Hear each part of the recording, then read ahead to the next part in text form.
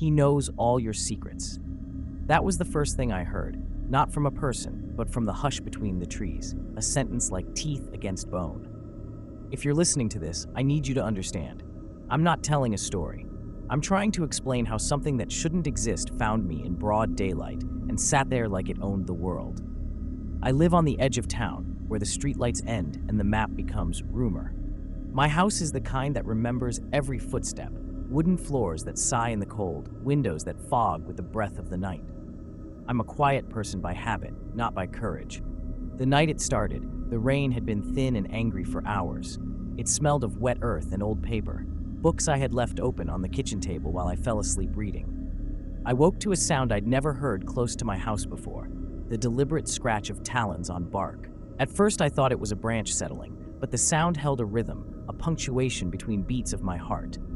I slid to the window and watched the world through a smear of rain. Perched on the branch of the sycamore by my porch, almost as if he belonged to the shadow itself, was a black bird.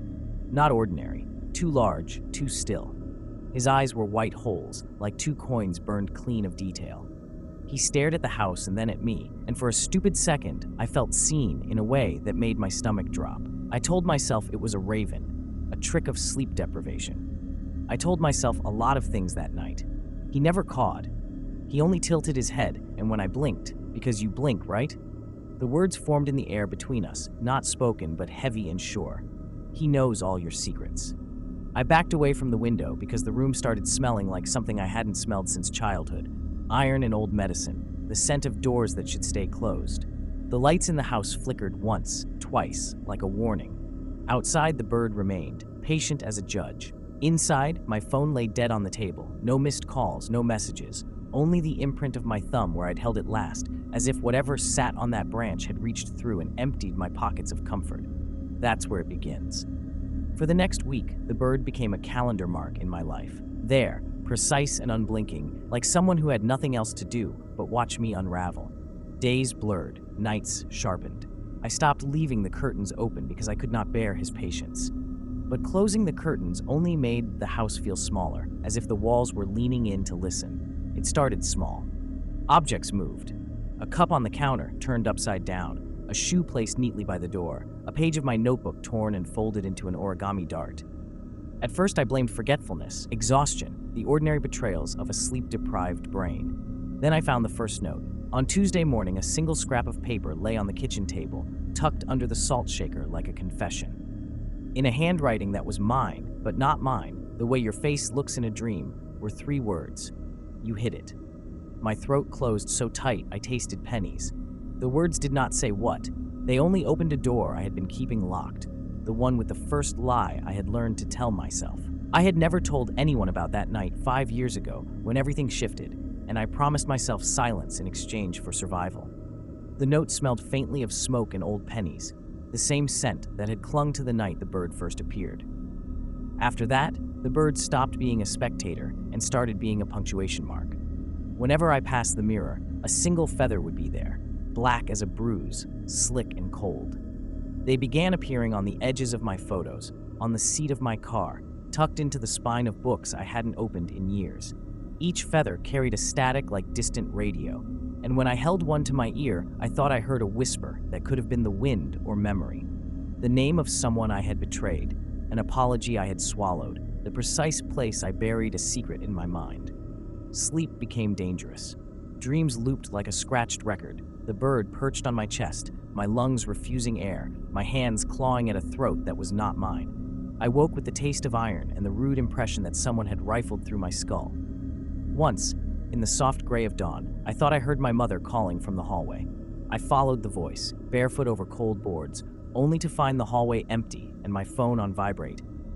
A recording had been left on my voicemail, a voice I recognized perfectly saying things I had never told anyone. It played back like evidence and accusation at once.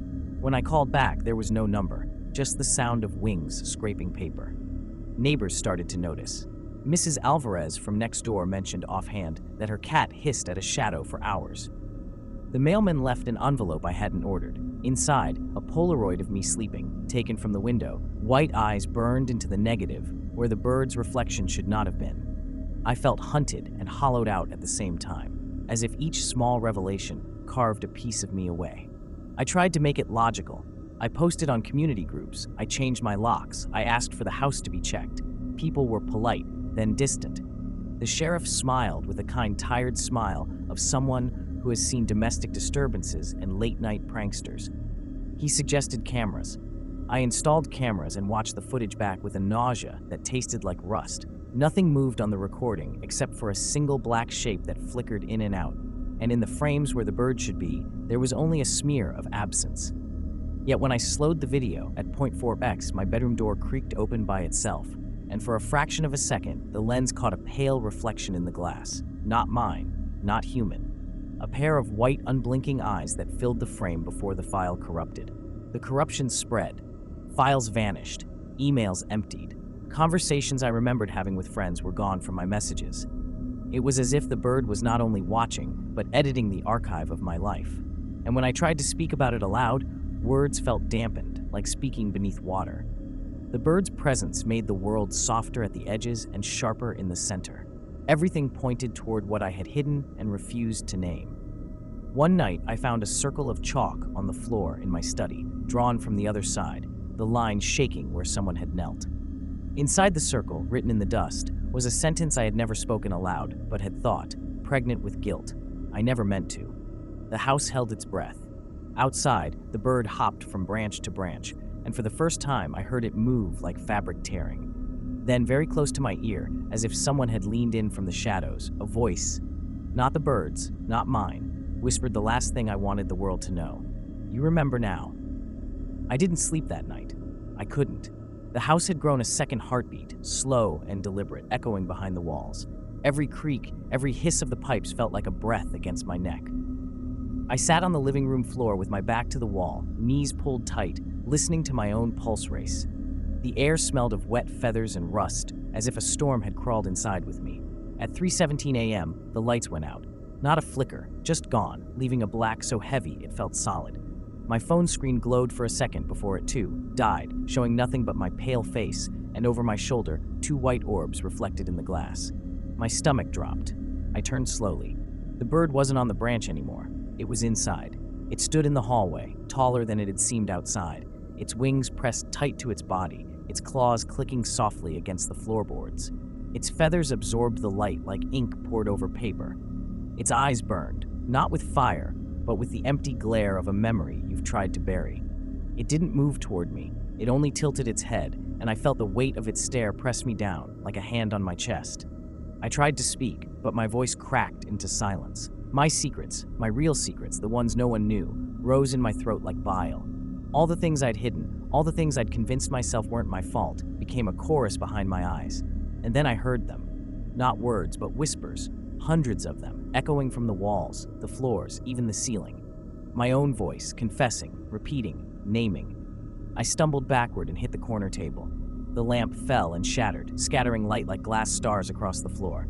The bird stepped closer, its claws slicing through the wood. It didn't flap its wings. It didn't have to. The air folded around it, and in the sound of folding wings I heard a door open, a door in my mind. I remembered everything. The night, the promise, the thing I'd done, the price I'd accepted to make it disappear. I screamed, but the sound didn't leave my mouth. It curled back into me like smoke.